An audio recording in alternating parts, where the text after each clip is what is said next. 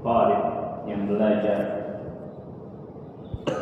ataupun sebagai mu'allim yang mengajar, muta'allim atau mu'allim. Dan baik mu'allim ataupun muta'allim tidak berhenti dari kebutuhannya terhadap ilmu. Bahkan itulah perintah dari Allah Subhanahu wa taala kepada Nabi kita, Nabi Muhammad sallallahu alaihi wasallam, "Wa qur rabbi zidni ilma." Dan katakanlah, wahai Rabbku, tambahkanlah kepadaku ilmu. Ilmu yang wajib dipelajari oleh seorang muslim adalah terkait dengan apa yang akan diamalkan olehnya. Dan di antara yang akan kita amalkan sebagai seorang mudarris atau sebagai seorang mu'allim adalah terkait dengan pembelajaran. Dan para ulama sudah banyak menyebutkan tentang hal ini di dalam mu'allafat mereka. Maka atas inisiasi dari sebagian ikhwah, kita akan mempelajari di antara mu'allafat tersebut. Sebagian dari bab-babnya mungkin adalah bab-bab yang baru, dan disitulah ada ziyadatul ilm, penambahan ilmu kepada kita. Sebagian bab-babnya adalah bab-bab yang telah kita pelajari, maka itu menjadi muraja'atul ilm. Karena para ulama menyebutkan tentang pentingnya muraja'ah di dalam ilmu sebagai yang pertama adalah ibadah secara umum, dan yang kedua adalah menjaga ilmu tersebut.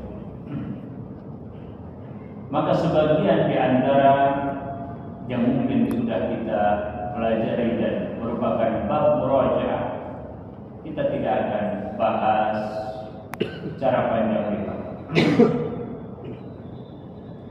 Dan Allah Subhanahu wa taala mengangkat derajat orang-orang yang tetap berada di dalam lingkup ilmu. Yarfa'illahu alladziina aamanu minkum walladziina utul ilma darajat.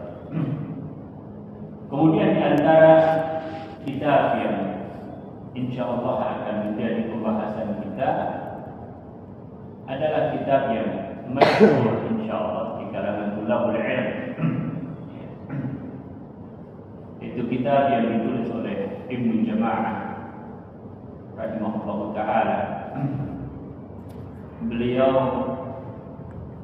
mempunyai sebuah kitab yang berjudul Tadhkirat As-Sami' wal Muta'allim fi Adabi al-Alim, Al-Mutakallim fi Adabi al-Alim wal Al-Muta'allim. Jadi beliau membahas rahimahullah ta'ala di dalam kitab ini terkait dengan seorang alim, dan yang dimaksudkan adalah al-alim al-mu'allim, yaitu seorang yang mempunyai al-ilmu dan mengajarkan ilmu tersebut.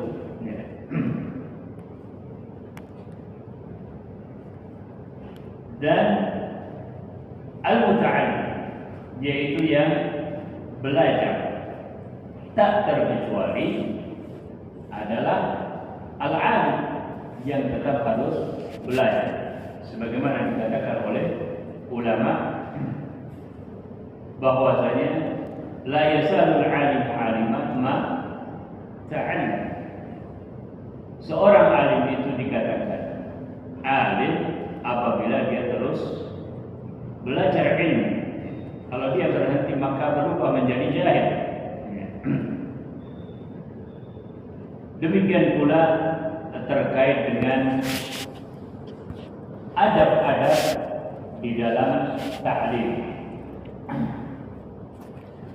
Dan kitab ini adalah kitab yang diwasiatkan oleh banyak para ulama untuk kita mengambil adab-adab yang diperlukan di dalam at-ta'lim. Allah Subhanahu wa taala mengkaruniakan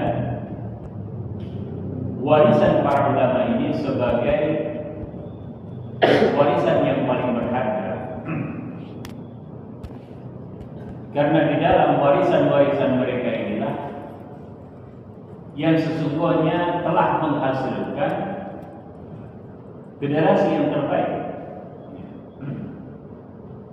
Jadi bagaimana terjadinya generasi yang terbaik di masa Rasulullah SAW, kemudian para tabi'in dan tabi'in adalah mengalami proses tarbiyah, yang proses itu kemudian dipelajari oleh para ulama, disebutkan di dalam kitab-kitab mereka, dan sebagian dari tulisan-tulisan mereka itulah kemudian yang sampai kepada kita ada yang termaktub di dalam sebagian bab di antara bab-bab ilmu, dan sebagiannya berada di dalam mu'allaf yang khusus. Adapun beliau rahimahullah ta'ala satu di antara ulama yang hidup di tahun sekitar 700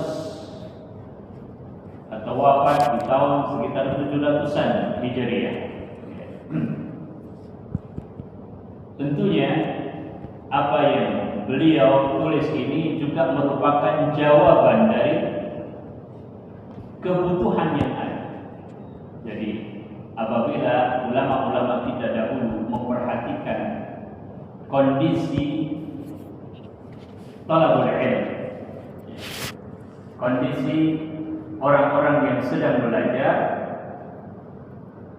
maka apa yang kemudian mereka nasihatkan akan memberikan manfaat insyaallah ta'ala pada kebutuhan kita hari ini. Karena sifat dari ilmu syar'i adalah sama, ya. Dipelajari dengan tahapan-tahapan sebagaimana dipelajari oleh ulama-ulama yang telah terdahulu. Nah, ikhwan yang dirahmati Allah, kita mungkin pernah mendengar beberapa nazam yang memotivasi kita terkait dengan bagaimana idealnya seorang mu'allim. Seperti yang dikatakan, ya ayyuhar rajulu al-mu'allimu ghairahu halla li nafsika kana hada at-ta'lim. Wahai guru yang mengajarkan kepada orang lain, alangkah baiknya jika pengajaran itu untuk dirimu. Artinya seorang sebelum memberikan kepada orang lain, berikanlah kepada diri sendiri. Jika dia meyakini bahwa apa yang dia berikan kepada orang lain itu adalah manfaat, maka sesungguhnya dia juga perlu atau butuh kepada manfaat tersebut. Jika dia mengajarkan al-Islam yang akan menyampaikan kepada al-Jannah, ya, maka tentu kita lebih butuh kepada al-jannah. Maka sebab yang menjadikan kita sebagai seorang mu'allim karena mengajarkan kepada orang lain, sudah semestinya pengajaran tersebut diberikan kepada kita terlebih dahulu. Tasifud dawa'a litis-siqan walidhana kaima yasihu bihi wa anta saqim. Engkau ini seperti membuat obat atau resep yang menandakan akan adanya obat yang harus disiapkan bagi orang yang sakit, agar orang yang sakit itu menjadi sehat, sementara engkau sendiri sakit. Seorang dai atau seorang mu'allim hakikatnya seperti seorang dokter, seorang tabib yang sedang mengobati. Seandainya orang yang akan diobati itu ternyata mengidap penyakit yang sama dengan yang diidap olehnya atau yang menimpanya, maka tentu sebelum dia berpikir untuk menyembuhkan orang lain, dia sembuhkan dirinya sendiri. Dan tabib atau seorang dokter akan mengetahui bagaimana manfaat dari obat tersebut apabila ternyata dia telah menggunakan untuk dirinya sendiri. Ibda' binafsika fanhaha an ghayyiha fa idza tahat anhu fa anta hakim. Mulailah dari dirimu sendiri dan cegahlah dirimu dari kesesatan. Apabila engkau berhasil melakukannya, maka engkau menjadi seorang yang hakim, penuh dengan hikmah. Karena pengajaran atau ta'lim atau dakwah secara umum atau mengajarkan kebaikan kepada orang lain adalah perkara yang merupakan proses amaliyah, merubah satu karakter pada karakter yang lain, merubah kebiasaan kepada kebiasaan yang lain, melakukan tahdid sedikit demi sedikit, setahap demi setahap, adalah sebuah proses yang apabila dijalani dengan baik maka menjadi malakah pada diri seseorang, dan dari situlah dia akan mampu bersikap dengan hikmah. Maka apabila di antara proses itu bentuknya adalah larangan, maka hendaklah dia cobakan larangan itu pada dirinya sebelum dia melakukan kepada orang lain. Bagaimana juga yang dikatakan, man kana qadiran ala nafsihi fa huwa ala ghairihi aqdar. Barang siapa yang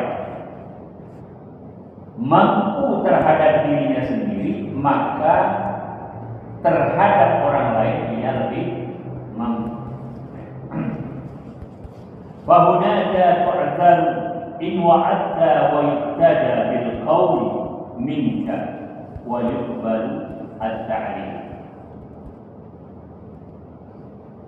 apabila seseorang sudah mampu pada dirinya, kemudian dengan hasil tersebut dia berupaya untuk memperbaiki orang lain, maka taklim yang dia lakukan itu lebih mungkin untuk bisa diterima. La tanha an khuluqin wa ta'ti mithlahu. Janganlah engkau melarang tentang sesuatu sedangkan engkau sendiri melakukannya untuk diri. Arun 'alaika idza fa'alta 'azim.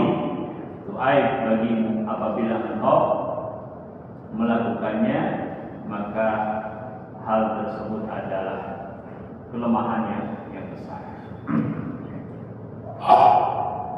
Apa yang dikatakan di dalam bait-bait tersebut adalah sebuah koreksi. Dan sesungguhnya setiap orang membutuhkan koreksi. Apakah dia mu'allim atau bukan mu'allim? Dia seorang yang memimpin atau bukan pemimpin? Dia seorang yang mempunyai tanggung jawab pada satu kelompok, atau dia adalah bagian dari al-afrad, afradul muslimin. Muhasabah adalah perkara yang sangat dibutuhkan. Oleh karenanya, Allah Subhanahu wa taala menyebutkan tentang kabura maqtan 'inda Allah an taqulu ma la taf'alun. Demikian pula dinasihatkan hasibu anfusakum qabla an tuhasab. Bahwa muhasabah adalah sesuatu yang sesungguhnya membuat kita lebih baik, membuat kita lebih tertata. Jika itu sudah biasa kita lakukan pada diri kita sendiri, maka insya Allah apabila ada muhasabah yang dilakukan oleh pihak di luar kita, terhadap kita, di lingkungan tarbiyah, di lingkungan pendidikan ada supervisi misalnya, maka kita menjadi lebih terbiasa, dan begitulah kebaikan seseorang, sebagaimana kebaikan umat ini, yaitu dengan adanya al-amru bil ma'ruf wa nahyi 'anil munkar. Itulah jaminan dari Allah Subhanahu wa taala tentang kebaikan umat.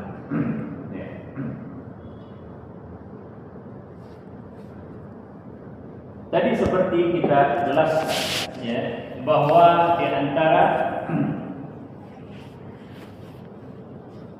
tulisan yang insya Allah banyak memberikan manfaat adalah tulisan Ibnu Jama'ah Tadhkiratu As-Sami' wal Mutakallim fi Adabi Al-Alim wal Muta'allim. Buku ini memuat beberapa bab.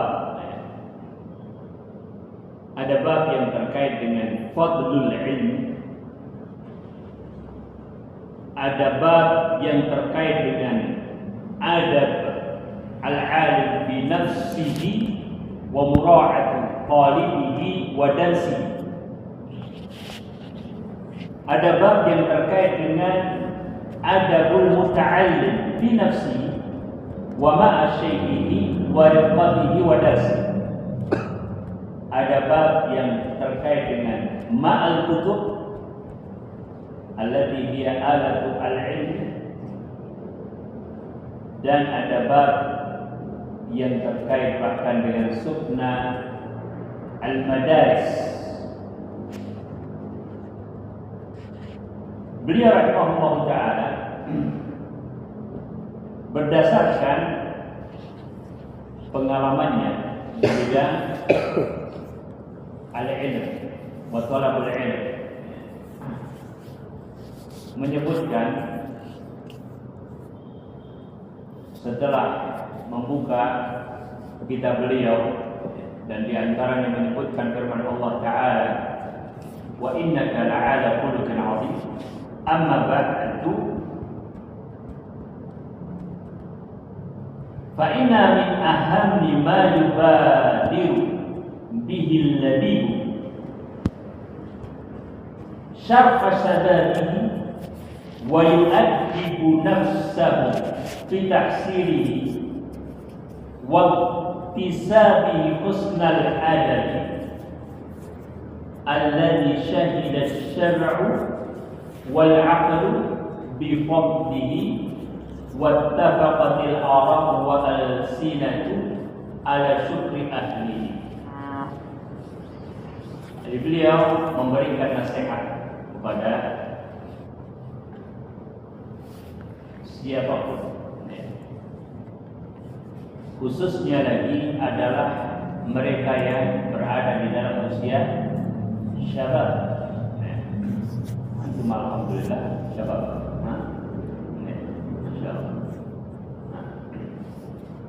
Yani antum coba perhatikan semangat para sahabat dalam kuat syabab ketika mereka syabab. Dan para ulama menyebutkan bahwa tahsilul ilm, dihasilkannya ilmu atau didapatkannya ilmu itu yang paling produktif adalah memang pada marhalah syabab. Ini usia-usia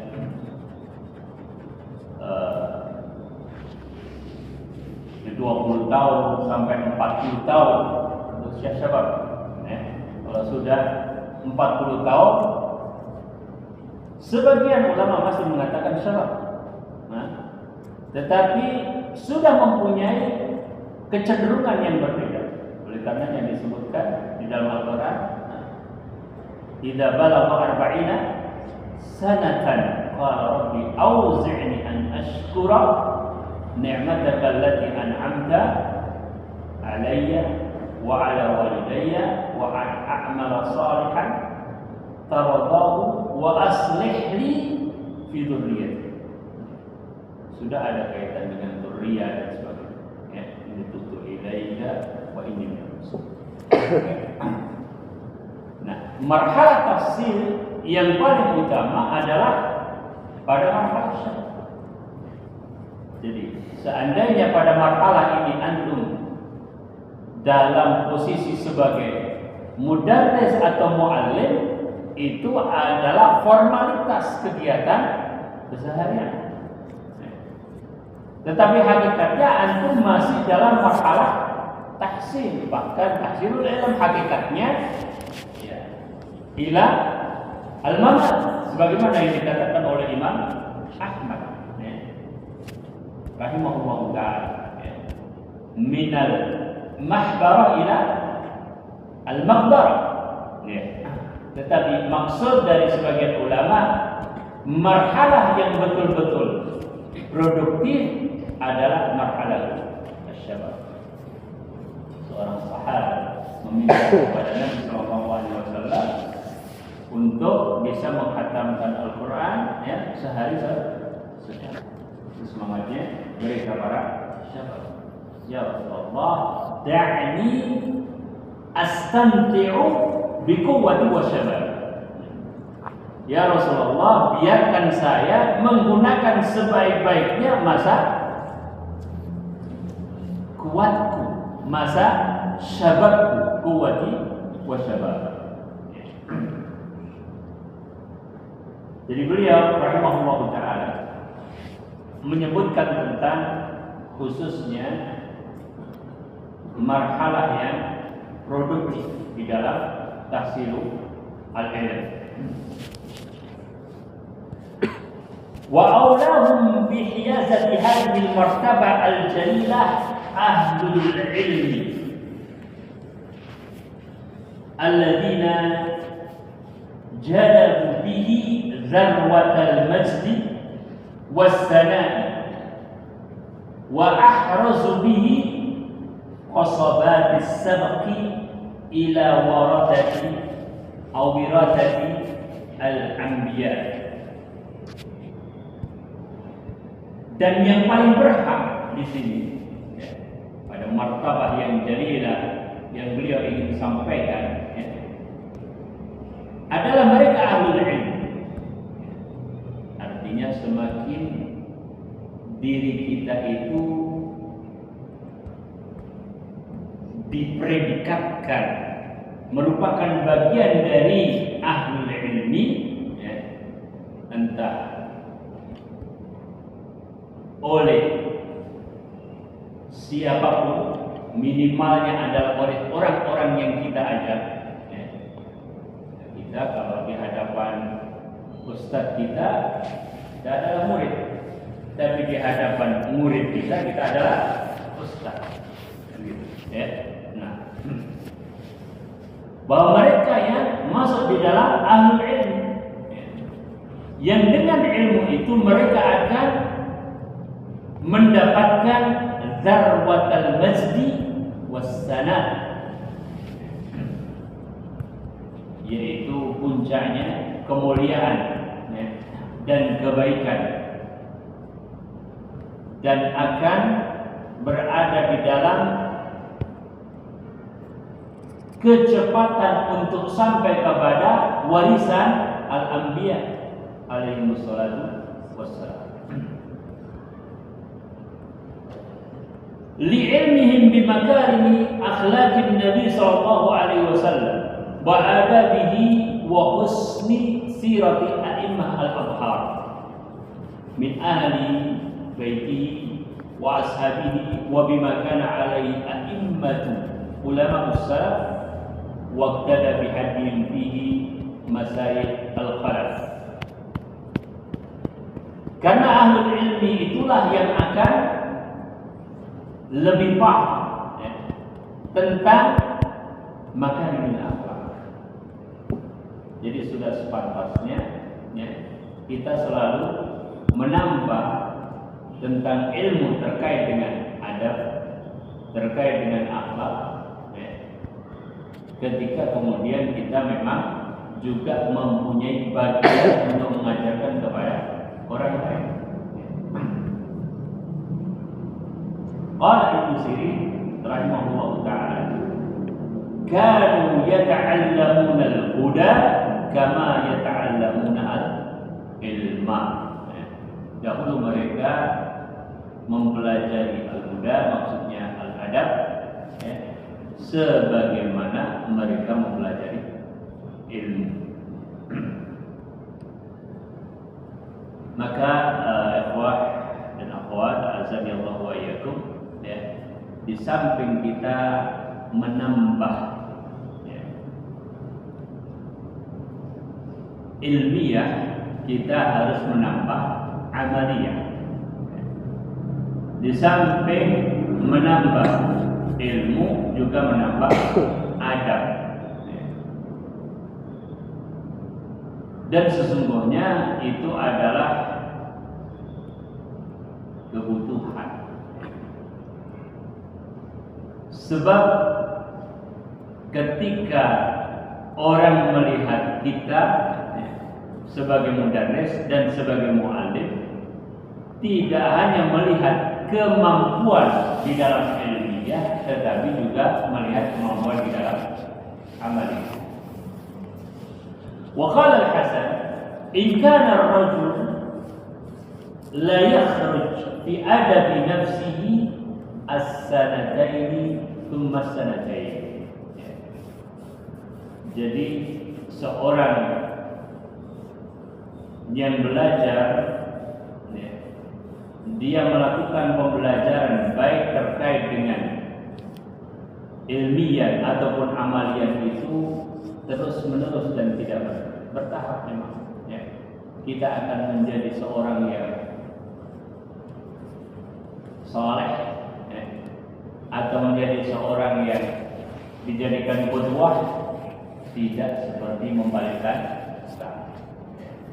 Oleh karenanya dikatakan di dalam hadis Nabi sallallahu alaihi wasallam,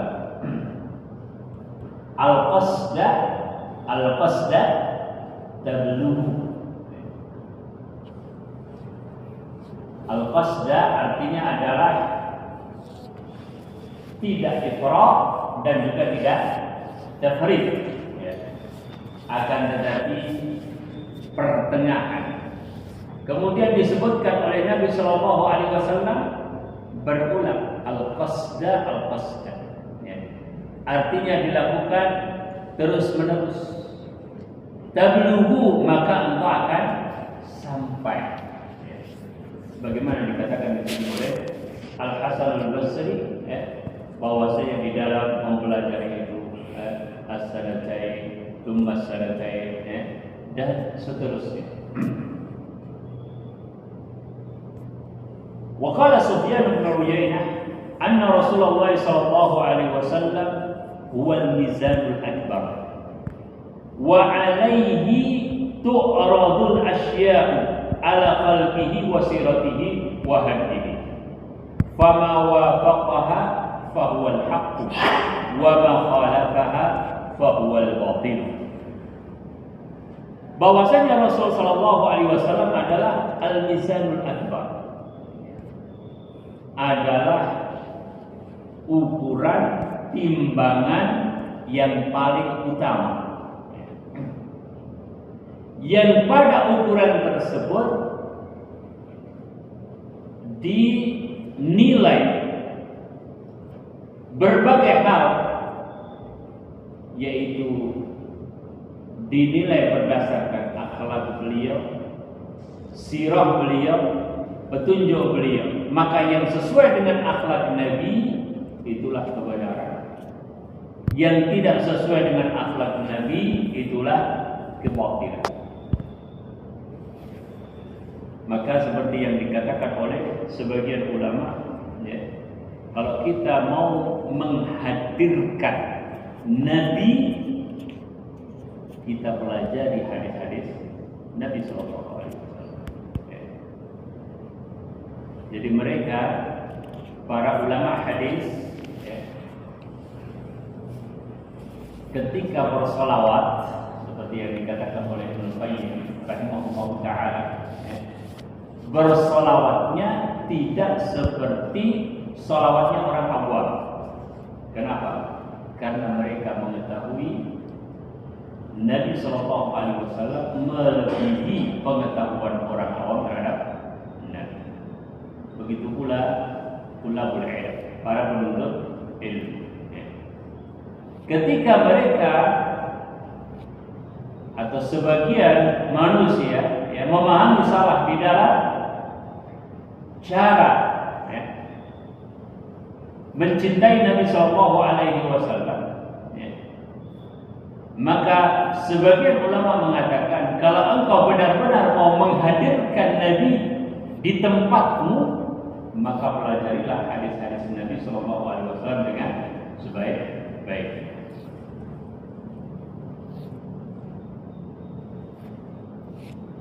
Wa qala ba'duhum libnihi, ya bunayya li an tata'allam baban min al-adab ahabbu ilayya min an tata'allam 70 baban min abwabil ilm.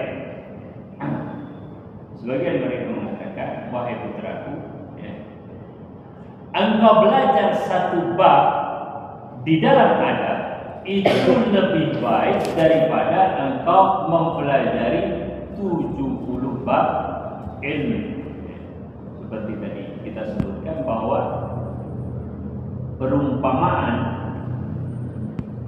adab dan ilmu, ya, adalah bahwasanya ilmu yang menghasilkan adab itu seperti asy-syajar al-muthmir. Amal ilmu bila adab kasyajar al-akir. Jadi seperti pohon atau tanaman yang memberikan hasil, ya, dan tanaman atau pohon yang tidak memberikan hasil. Hasil dari ilmu itu adalah adab. Dan tadi dikatakan oleh Abdullah ibn Mubarak rahimahullahu ta'ala, ya, man tahawana bil adabi uqiba bihirmani as-sunan wa man tahawana bis sunan uqiba bihirmani al-fara'id wa man tahawana bil fara'id uqiba bihirmani al-ma'rifah. Barang siapa yang meremehkan adab, maka dia itu tidak akan sampai pada pelaksanaan yang baik terhadap sunnah-sunnah Nabi. Dan barang siapa yang meremehkan pelaksanaan pada sunnah-sunnah Nabi, maka dia itu tidak akan sampai pada pelaksanaan yang baik terhadap perkara-perkara yang diwajibkan. Dan barang siapa yang meremehkan perkara-perkara yang diwajibkan, maka dia tidak akan sampai kepada ma'rifah. Jadi kalau dikatakan bahwasanya belajar satu adab itu lebih baik daripada belajar 70 bab ilmu, karena adab adalah pintu dari ilmu. Dan adab adalah hasil dari ilmu. Maka perkara adab adalah perkara yang sangat diperhatikan oleh para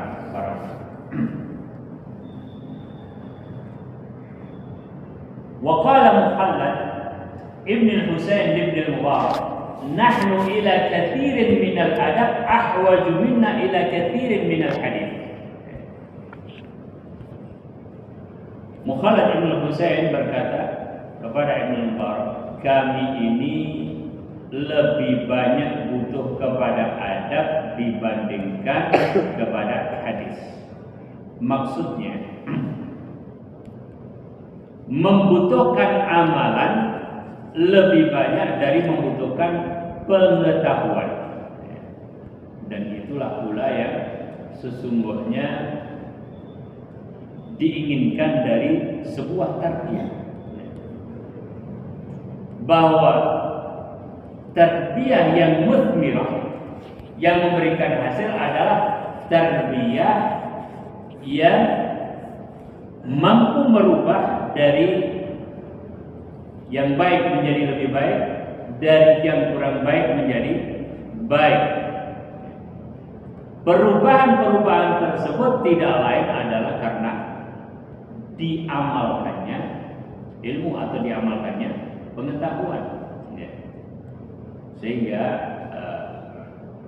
apa yang dikatakan oleh Mukhalid Ibn al-Husain kepada Abdullah Ibn Mubarak di sini, ya, bukan dalam arti mengesampingkan ilmu, tetapi dalam rangka memprioritaskan amal di atas ilmu. Wakil al-Syafi'i rahimahullah ta'ala, beliau menulis radhiyallahu anhu, kaifa syahwatuka lil ilm?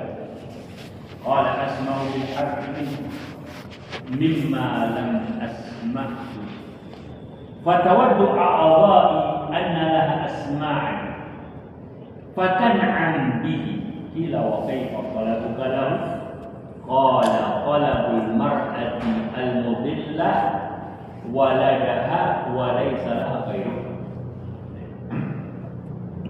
Dikatakan kepada Imam Asy-Syafi'i rahimahullah ta'ala, bagaimana keinginanmu untuk mempelajari? Beliau menjawab, saya mendengar satu perkara di dalam adab yang belum pernah aku dengar, ya, maka tiba-tiba bagian-bagian tubuhku menginginkannya, bahwa bagian-bagian tubuh tersebut mempunyai pendengaran-pendengaran untuk kemudian merasa nikmat ini. Kemudian dikatakan kepada beliau, bagaimana kesungguhanmu di dalam mencari adab. Maka beliau mengatakan talabul mar'ah al-mutillah waladaha wa laysa laha ghair. Seperti seorang ibu yang kehilangan putranya, dia cari-cari sementara dia tidak punya anak selain putra tersebut.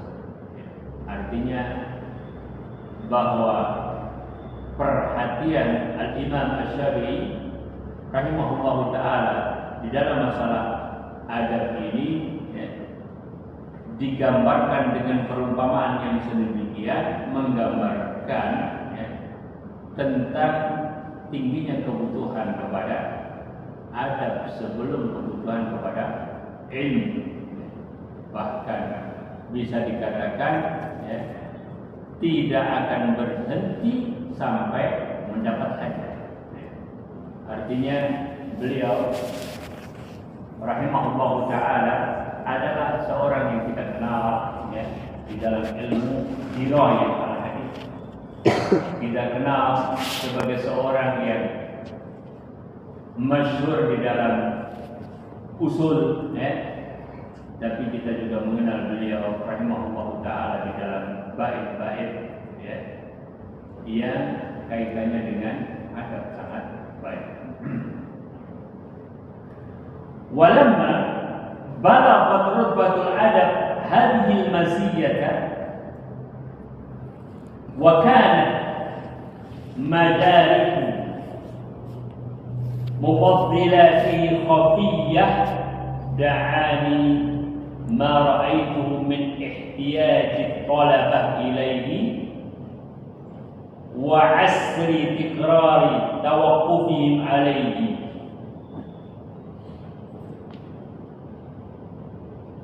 Imma al-haya'u fayamna'uhum al-hudur awil jafa'u fayurithuhum an-nufuru ila jam'i hadzal mukhtasar. Sisi penting inilah yang dilihat oleh beliau di jemaah rahimahullahu ta'ala, bahwa para thalabatul ilm butuh yang seperti ini. Maka beliau kumpulkan ila jam'i al-mukhtasar. Jadi kalau kita kembali kepada tadhkiratus sami' wal mutakallim bi adabi al-alim wal muta'allim, memang isinya adalah ikhtisar. Dan kita juga bisa dapatkan dalam musannafat para ulama, misalnya Tadribur Rawi, misalnya Jami' Bayanul Ilmi wa Fadlih, dan kitab-kitab yang lain.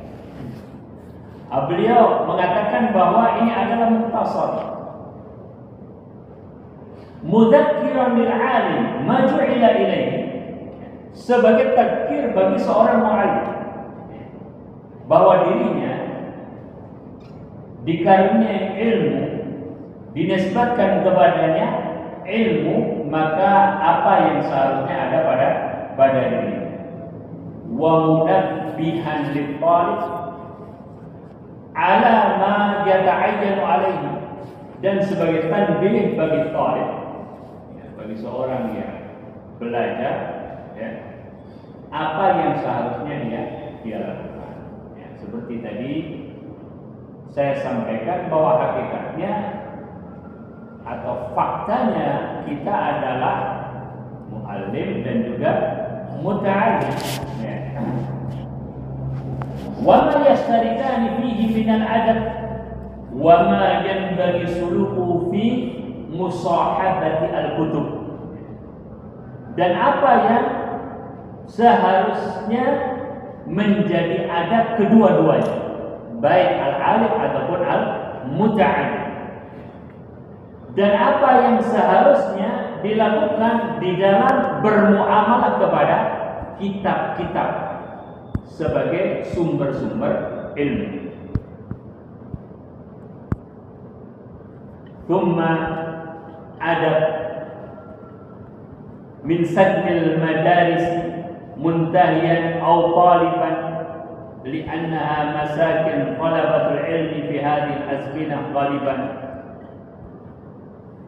Dan sampai kemudian beliau akan menyampaikan terkait dengan tempat-tempat pembelajaran yang seharusnya juga diperhatikan. Wa jama'tu dzalika mimma ittafaqa fil masmu'at aw sami'tuhu min al-masai' as-sadat aw marartu bihi fil mutala'at aw istafadtuhu fil mudhakarat wa dzakartuhu mahdhuf al-asanid wal adillah kay la yatulu ala mutalihi aw yumillu. Beliau katakan, dalam menuliskan ini saya mengumpulkan apa yang telah disepakati dalam masmu'at, artinya riwayat-riwayat yang sampai kepada beliau, ya.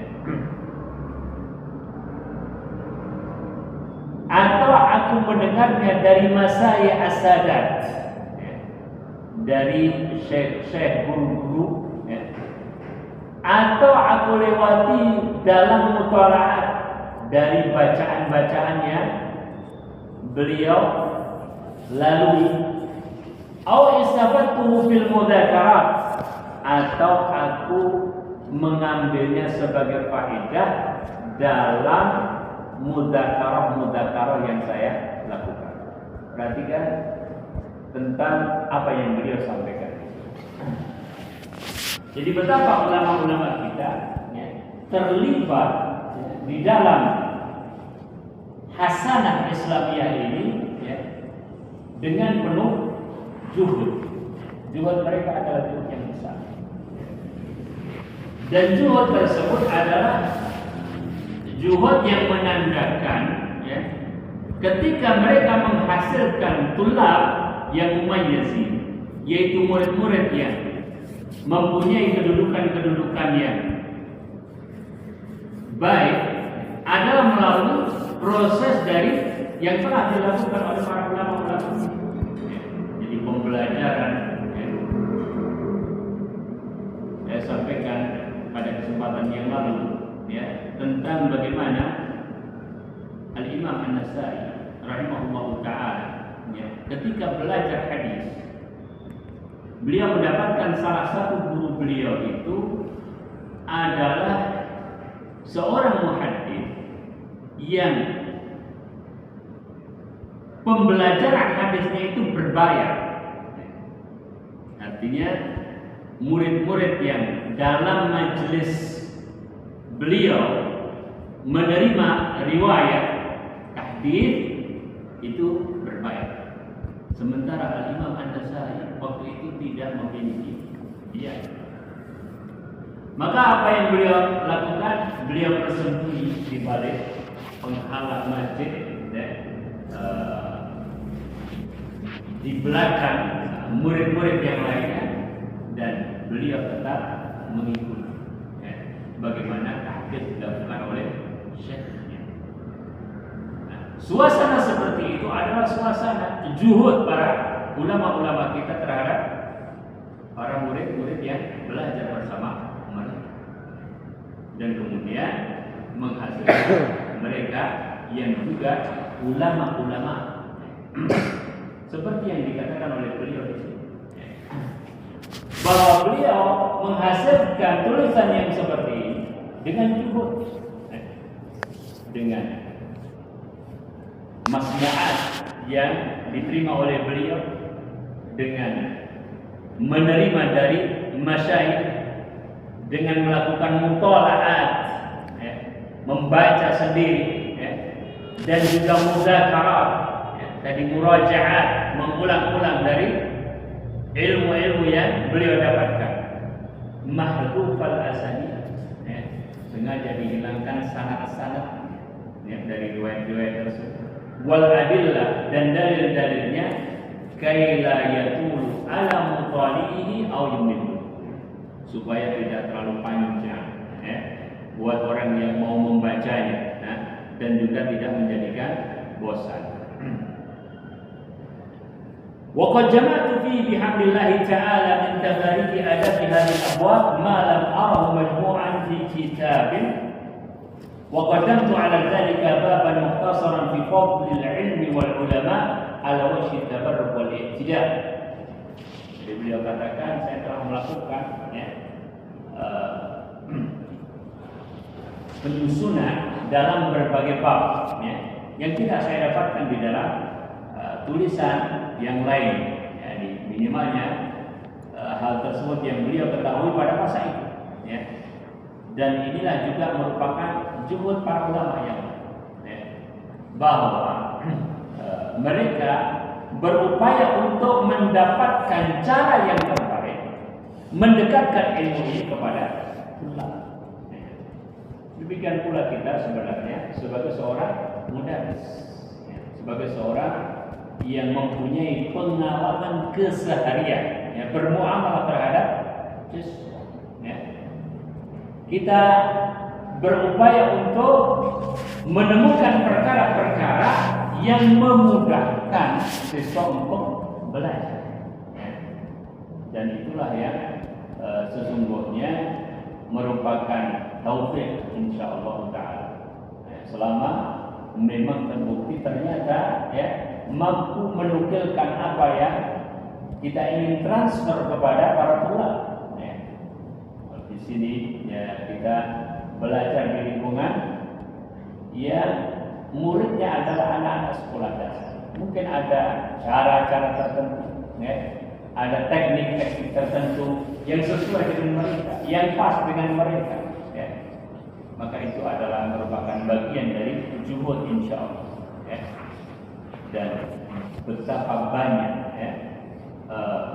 yang masih ditinggalkan oleh ulama-ulama kita terdahulu dalam rangka hikmah ilmu ini. Jadi hikmah terhadap ilmu, hikmah terhadap syariat banyak caranya. Dan para ulama sudah melakukan juhud di masa mereka, dan kita melakukan juhud di masa wa qaddamtu ala dzalika baban mukhtasaran, dan aku sampaikan bab yang ringkas sebagai mukaddimah yang kita baca saat ini, dan selanjutnya adalah fi fadlil ilmi wal ulama, keutamaan ilmu dan juga ulama. Wa qad ratabtu ala khamsati abwab tuhitu bi maqsudi al-kitab, dan aku telah menyusunnya dalam lima bab, seperti tadi sudah kita bacakan tadi tentang bab-bab tersebut. Ikhwah yang dirahmati Allah. Jadi beliau rahimahullah taala adalah salah satu di antara ulama yang perhatian di dalam masalah adab al-alim, dan ada al-muta'allim atau adab yang terkait dengan talabul ilm. Dan pada kitab ini kita juga akan mendapatkan penjelasan-penjelasan yang insya Allah memberikan motivasi yang besar kepada kita, selaku orang yang terlibat di dalam amaliyah at-ta'lim. Adapun bab yang pertama, yaitu keutamaan ilmu dan ulama, cukuplah bahwa kita sudah sering membaca ayat Allah Subhanahu wa taala dan hadis-hadis Nabi sallallahu alaihi wasallam yang terkait di dalam masalah ini, dan bahkan tidak ada hal yang lebih utama setelah al-iman kecuali al-ilm, sebagaimana Allah Subhanahu wa taala sebutkan, yarfa'illahu alladziina aamanu minkum walladziina utul ilma darajat. Kita masuk pada bab yang terkait dengan adabul alim fi nafsihi, adab seorang alim, dan tentunya kita posisikan maksudnya adalah orang-orang yang terlibat di dalam masalah ilmu, atau terlibat di dalam masalah ta'lim. Bukan maksudnya kita menempatkan diri sebagai seorang yang alim, tetapi apa yang seharusnya dilakukan oleh seorang yang alim, kita berusaha melakukan pada diri kita. Fi adabil alim fi nafsihi wa mura'ati talibihi wa darsihi. Wa fihi thalathatu fusul. Al-fasl al-awwal fi adabihi fi nafsihi wa huwa 12 naw'an. Ada 12 jenis adab yang terkait dengan adab seorang alim pada diri.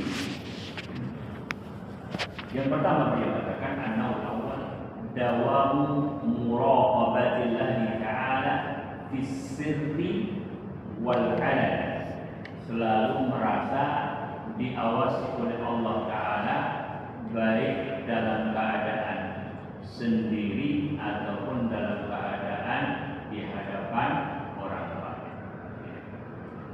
Dawam al-muraqabah. Ikhwah yang dirahmati Allah, ini adalah kebaikan Islam. Bagaimana Islam itu menjadikan kita dalam berbagai keadaan tetap baik, tetap saleh, dan ketika hal tersebut bisa kita lakukan, maka kita mempunyai ahli yang kuat, kompetensi yang kuat di dalam memberikan ilmu kepada murid. Kenapa? Ya karena kita sudah menerapkan pada diri kita sebelum menerapkan kepada orang lain. Muraqabah ini adalah Islam. Dan muraqabah di dalam Islam melebihi segala bentuk muraqabah. Karena muraqabah Allah adalah muraqabah yang paling kuat dan paling baik. Ketika ada berbagai bentuk muraqabah hanya sebagai upaya agar orang itu tidak melanggar, agar orang itu segan untuk melakukan sesuatu yang tidak pantas, agar orang itu merasa bahwa dirinya diawasi sehingga tidak boleh semena-mena. Bagaimana apabila perasaan tersebut sudah terpatri pada setiap al-alim, atau bahkan setiap orang. Maka dengan adanya muraqabatullah fi sirri wal 'alan, sesungguhnya adalah kekuatan yang paling besar. Tidak ada kezaliman, tidak ada kesewenang-wenangan, tidak ada asal-asalan, tidak ada kemalasan, tidak ada tidak amanah. Ada muraqabah. Maka beliau masyaallah rahimahullah taala menyebutkan bahwasanya an-naw'ul awwal, yang pertama kali sebelum segala sesuatu adalah muraqabah. Wal muhafadzah ala khawfihi fi jami'i harakatihi wa sakanatihi wa aqwalihi wa af'alihi. Dan dia merasa ada pengawasan tersebut, merasa ada rasa takut kepada Allah Subhanahu wa taala dalam seluruh gerakan-gerakannya. Jujur bahwa untuk mendidik jiwa seperti itu tidak mudah. Sampai hadis tentang Hanzalah, yang apabila berada di hadapan Rasul Shallallahu Alaihi Wasallam merasa seperti melihat al-jannah wan nar. Tapi ketika pulang ke keluarganya, ada suasana yang berbeda. Jadi untuk istiqomah di dalam seluruh harakat, bahwa kita merasa diawasi oleh Allah Subhanahu Wa Taala itu tidak mudah. Namun bisa diupayakan dengan melatih diri untuk selalu khusyuk di dalam perkara-perkara ibadah. Itu adalah latihan untuk muraqabah. Dengan melatih diri untuk semangat ibadah di saat sendiri, itu adalah latihan untuk muraqabah.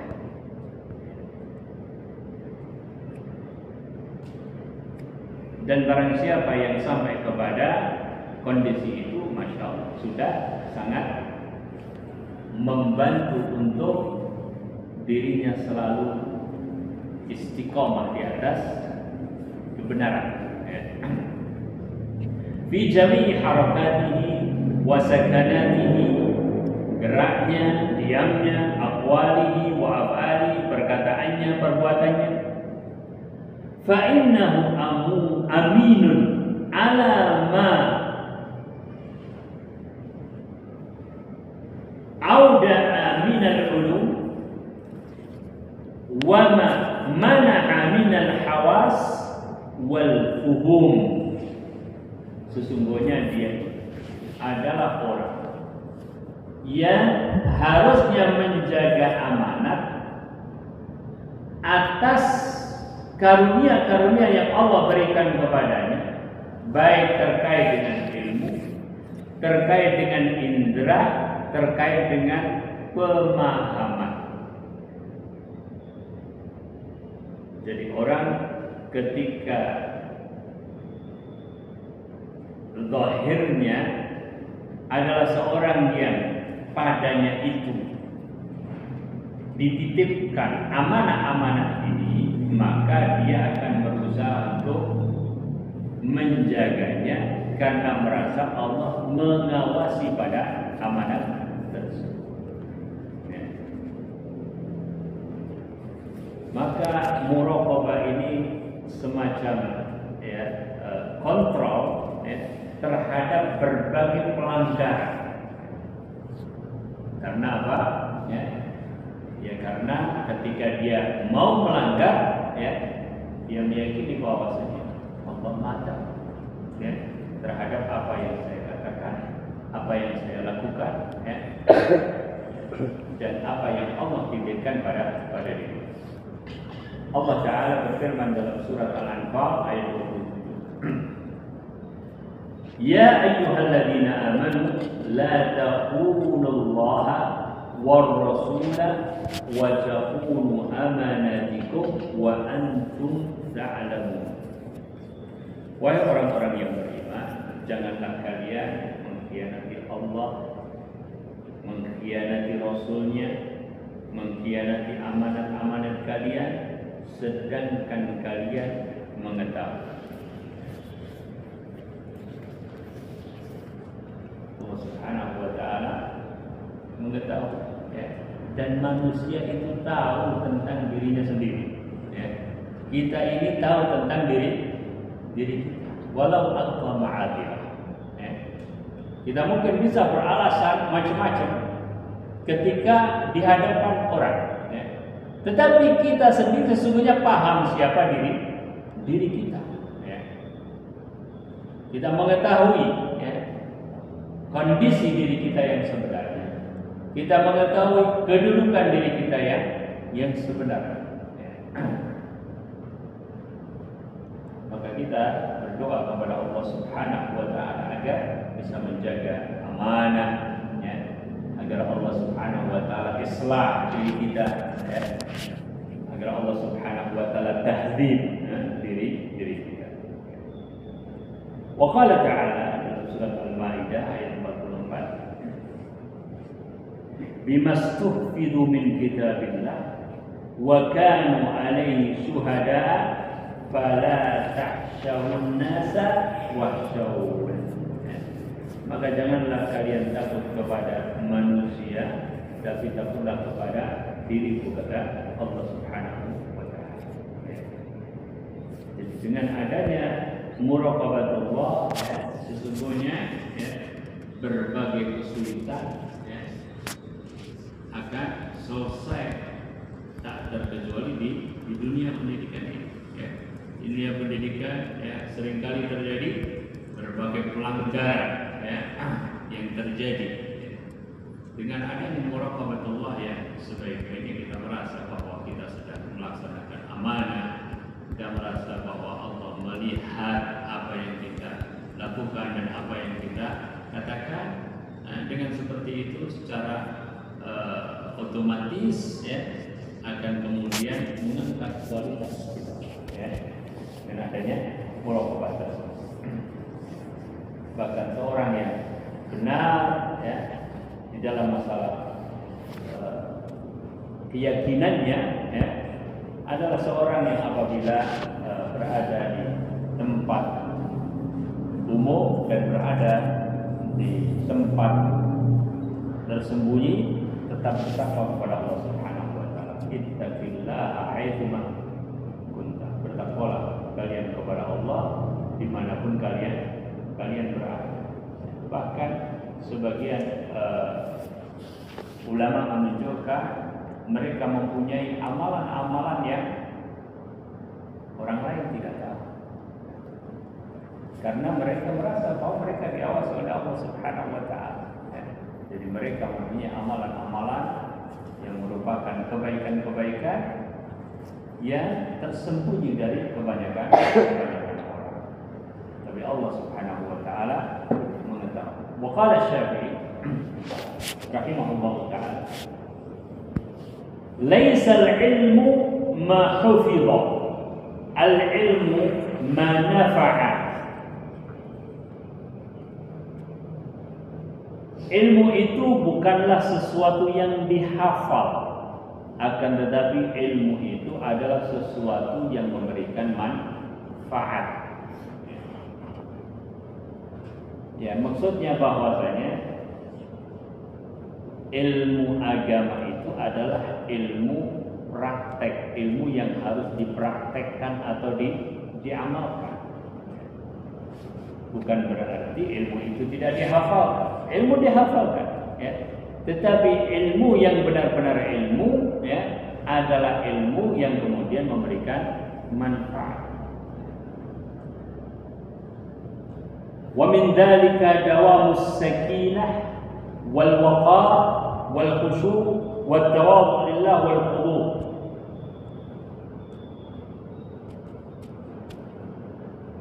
Dan di antara yang kemudian timbul dari muraqabatullah ini adalah dawamus sakinah, perasaan tenang karena Allah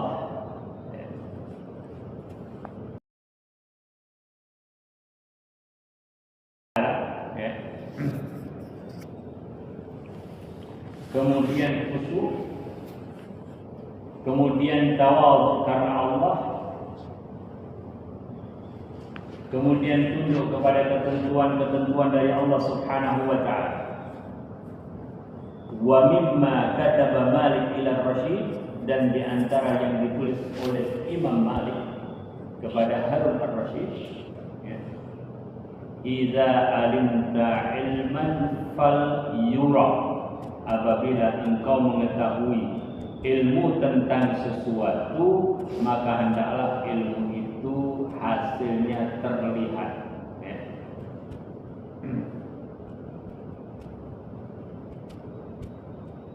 Wa qala Umar radhiyallahu ta'ala anhu, ta'allamu al-ilma wa ta'allamu lahu as-sakinah wal waqar. Belajarlah ilmu dan belajarlah sakinah, ketenangan, ketenteraman dan ketenangan. As-sakinah wal waqar. Jadi sebagai seorang alim atau sebagai seorang guru berusaha untuk mempunyai sifat tersebut. Wa 'an salafi haqqun 'ala al-'alim an yatawadha lillah fi sirrihi wa 'alaniyatihi wa yahtarisu min nafsihi wa yaqifa 'ala ma ushhira 'alaihi. Dikatakan dari sebagian ulama salaf, ya, sudah merupakan keharusan bagi seorang alim, ya, untuk bersikap tawadhu kepada Allah dalam keadaan sendiri atau di hadapan orang banyak, dan hendaklah dia menjaga diri. Itulah an-naw'ul awal, ikhwah yang dirahmati Allah, ya, yang dikatakan oleh beliau Ibnu Jama'ah di dalam kitabnya Tazkiratus Sami' wal Mutakallim fi